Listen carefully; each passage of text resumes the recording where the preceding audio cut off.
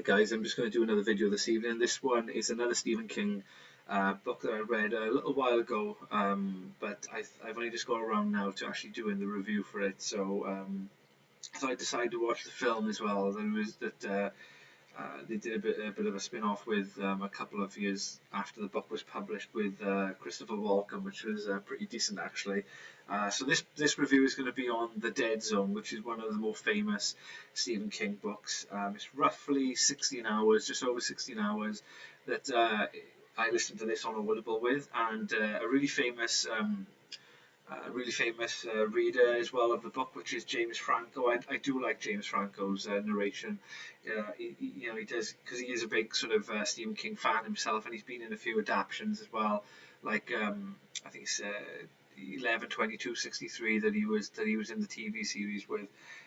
He does give a little bit more, a bit of a sort of gravitas to it, and a bit more believability to the characters as well. Then, so yeah, but just to give you an idea about what the book is about. So, The Dead Zone is Stephen King's seventh novel, published in 1979, I think it was, and they did do a movie based on the book in the 1980s with Christopher Walken, which was pretty good as well. I would like to see them do a bit of a more updated version, and if possible with James Franco as well, because I thought his narration of the Johnny Smith character was excellent. But what the book is about is an English teacher, Johnny Smith. Johnny Smith is a young boy introduced into the book. He falls on the ice as playing hockey and gets a vision when he's younger. Now, when he's older, he becomes an English teacher. Again, very much down the same path as Stephen King, writing about what he knows, which is excellent. And he unfortunately is in a car crash, and he is laid up in a coma for some time. There's a lot of time passes while he's recovering, and when he does come to, he does develop a sense of clairvoyance about what is either going to happen in the future or has happened in people's past. He's effectively given revelations about people at the point of touching them, or at the point of touching, say, an object. But it does obviously take a lot out of him to do that. So the character is Johnny Smith. He develops a second sight. He's going out with his girlfriend Sarah as well, who is also one of his colleagues. It's quite a tragic one, because I think that the initial build-up with Johnny and Sarah was excellent, and it was a bit of a sort of a whirlwind, romance going into the initial parts of the book until the car accident. But this is where things take a turn, and there is a little bit of a sort of full-on tragedy going on between those two characters. He's in a coma, and he's in the coma for 4 years. He's got a neural brain injury, which is described in the book, but that is manifested then during his clairvoyant talents. So he gets assigned a neurologist, and he has a brilliant relationship in the hospital with a man by the name of Sam Weizak. Now, Sam Weizak is a Polish immigrant to the US. He's a survivor of World War II, and Johnny goes about having sort of a back and forth with Sam about his experiences, and also the talent which he has in clairvoyance. He's able to tell people certain things, such as a nurse. He's able to tell a nurse about a potential fire accident at her home, and he prevents that by telling them to call the fire department as well in the book. Sam Weizak you see that coming away from initial skepticism and sort of humouring Johnny Smith to when he starts to describe Sam's younger days in Poland before coming to the United States. That particularly around his family and his sister, I thought was quite touching. There's a part of the book where he's able to sort of tell Sam that his sort of sister, who that he believed had died during the escape from Poland, is actually alive and living, and there's a reunion between the two, which is brilliant as well. And he is a big advocate for Johnny, and to make sure that this unbelievable story anyway of a man who is in a coma for 4 years and managed to spring out of it, come out of it, and he's, albeit a little bit brain damaged, is able to go back and live a semi-normal life, albeit he's not able to fully use all the use of his legs, and he walks with a cane, just because the muscle tendons in his body were severely restricted because of the lack of activity that they were actually then they had to reattach certain ligaments and tendons, which it looks quite painful, to be honest, the way they show it in the movie as well.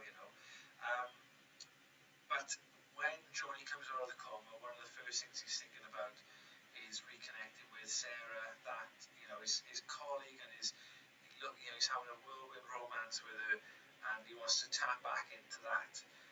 He has to deal with his parents and also his mother, who's a bit of a drag on him, very religious type, um, and that you could see the sort of eternal battle between the supernatural and the religiosity of his mother as well, and that plays out quite a lot in the book. But anyways, Johnny tries to connect with Sarah and tragically finds out that she's married, and she's got a child as well. So he's a little bit forlorn. Nora does kind of try to tap back into that sense of attraction that they had prior, but Sarah, distraught, is also longing and wanting to have that what she had with Johnny Smith, but the commitment and that would mean giving up everything that she built since the accident for 4 years, um, his son and her husband as well. So that's quite a bit of a sort of conflicting, upsetting part of the book. But what happens after that then is Johnny obviously is not likely to get any prospect of being with Sarah. She's not willing to abandon her family, albeit they do sleep together, and she isn't feeling sort of loved by her husband, but she's not willing to give up that family. So Johnny actually sort of leaves and sets Sarah to one side. In the meantime, he's trying to look for a purpose and trying to sort of get his life back on track. Because of his clairvoyant talents that he's displayed in the hospital, he's been peppered with letters and people trying to ask what their future's going to be. Can you tell me where my missing family member is, and all sorts. And he's given a lot of mail, and that's sort of driving him down a little bit as well by constantly exposing himself to the clairvoyance and maybe some upsetting things as well. So he's looking really to regain a purpose and tries to go back to his job as an English teacher, but it doesn't really hit it off too well.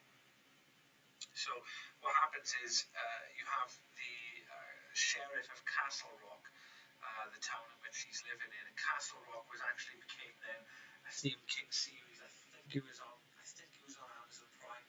I might be wrong, but Castle Rock would be a series. I haven't watched the series yet, but my brother tells me it's very, very good.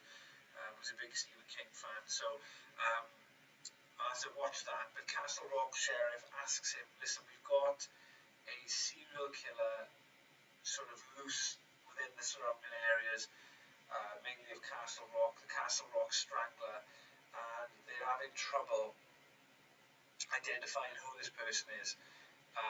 Billy is able, through a few ways of identifying places where attacks happen, murders happened, items of clothing, is able to deduce that the Castle Rock Strangler is in fact the deputy sheriff of the town. And when they go to confront him, there's a shootout between this Castle Rock Strangler, his fucked up mother, and the sheriff and Johnny Smith. And the end. So again, one of these Stephen King books, they could layer about 2 or 3 different movies or 2 or 3 different storylines within each movie, very much like very much like Billy Summers, and other books that he's written as well. But this one, I know that I think they did make a Dead Zone TV series as well. But this part of the book I really enjoyed, which was the hunt for the Castle Rock Strangler, the revelation about who he was, and then the resolution to.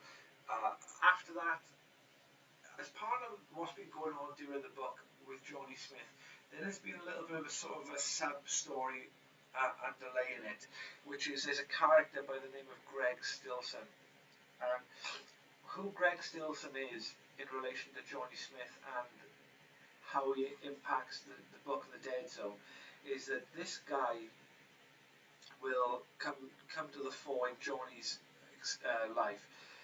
He is an amoral, really negative,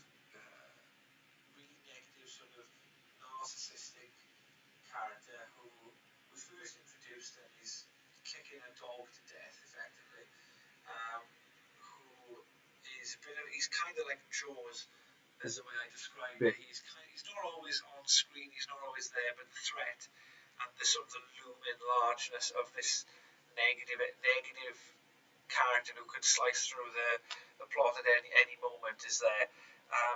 He has a couple of jobs. This guy's a door-to-door salesman, bit of a snake oil salesman initially, and then naturally then he becomes like a little bit of a local businessman, but strong arms people. In the movie, Martin Sheen played the character, and I thought he did pretty well, but I think that the Greg Stillson character would be more physically imposing and a little bit more intimidating, I think, than Martin Sheen. Sorry, Martin, but effectively using those sort of honed negative skills of being a fucking liar and a bully, he naturally gravitates to politics, which is, where ultimately the destination of pricks like him will probably end up. So he is running for a Congress seat, and he's kind of like one of these total charlatan types. He is saying he's for the working man. He uses very divisive campaign rhetoric. He's very, very. He's a crook. He's a thug, and he is pretty much an organised crime member who is really putting up this sort of working man Joe, everybody facade to people who lapping it up because it's the sort of the bias reinforcement that they want to hear. So he rides this sort of kind of populist bullshit wave, but you can see that the character looms large later on for Johnny Smith. So Johnny at this point then, so we're at the point where Johnny Smith has solved the Castle Rock Strangler case, looking for purpose again, and also is looking really to reconnect with his other love, which is his teaching, and he takes up the opportunity to teach a very, very affluent son of a businessman. He teaches a boy, Chris Stewart, who is a bit of a failure, not really focused. He needs a certain grade point average in order to succeed his year in school and be able to progress into college as well. But he's a bit of a fuck up, and the what I like about this part of the book is it'd been quite heavy on the supernatural, and this really grounds the book at this point where the relationship between the boy and Johnny Smith is excellent. That sort of that tutor, that fantastic teaching, one-to-one teaching, tutoring, knowledge, and getting the best out of your learner really comes through, and you can tell obviously that Stephen King knows inside out what is involved in getting something out of a learner like that, and it's very, very well described. So as this is going on, this character Johnny is introduced to Greg Stillson. Greg Stillson is seeking the financial backing and approval of this boy's rich business father, Mr. Stewart. And when Johnny meets Greg Stillson, he gets a prophetic vision of Greg Stillson actually becoming the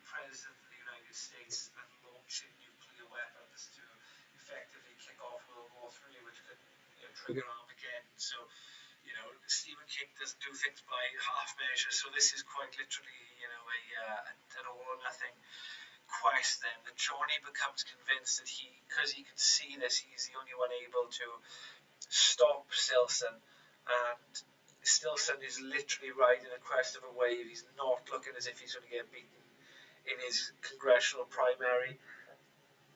He looks like he's going to go all the way, and his career will just go up and up and up and up and up. And so Johnny takes it upon himself to think, listen, I have to do something here. There is a little bit of a positivity in the sense that he, obviously reconnects again with Sarah, but and loves spending time with her child as well. And also the boy Chris that he's helping out does achieve his goals as well. But I think Johnny at this point becomes consumed with making sure that Stillson does not become president, um, does not end up where he's supposed to end up. And I think it's quite poignant, really, that this where this book was written. This book was written in 1979, and around the same time you had the John Hinckley type of I think it's John Hinckley, the attempted assassin of Ronald Reagan. I think it's John Hinckley, anyways. So the assassination of a president or a political person around this time and era was normal.